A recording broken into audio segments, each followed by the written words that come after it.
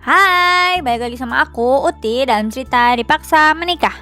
Kali ini cerita Intan dan Riko udah masuk bab ke-104. Siapa yang mau tahu lanjutan ceritanya? Ayo dengerin bareng-bareng.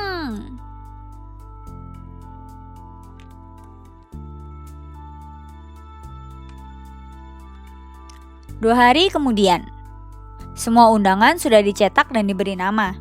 Pihak WO sudah memilahnya sesuai dengan lembaran yang diberikan Riko. Karena Riko memajukan pesta pernikahannya, pihak WO menjadi super sibuk sampai lembur-lembur minggu ini. Hari ini undangan itu akan diantar ke rumah Riko. Karena Rudy adalah pegawai baru, sehingga ia ditugaskan untuk menjadi kurir mengambil dan mengantar barang-barang yang diperlukan klien. Rudy, kamu antar undangan ini ke rumah Pak Riko ya?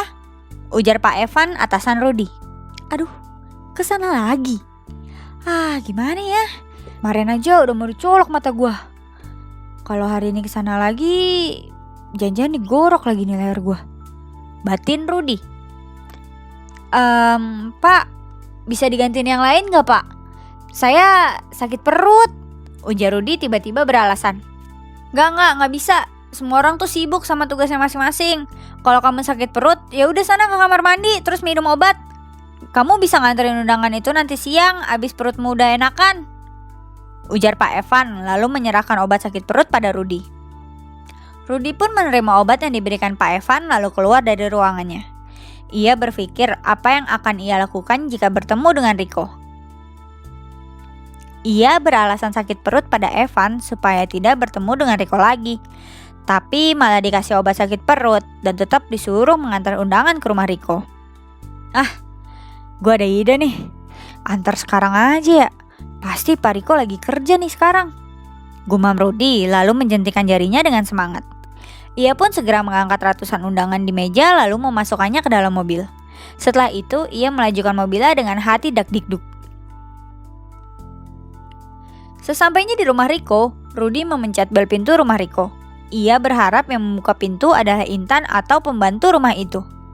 Rudy harap-harap cemas memandang ke arah pintu. Tak beberapa lama pintu pun terbuka dan keluarlah sang pemilik rumah. Rudy menelan ludahnya dan kakinya gemetar.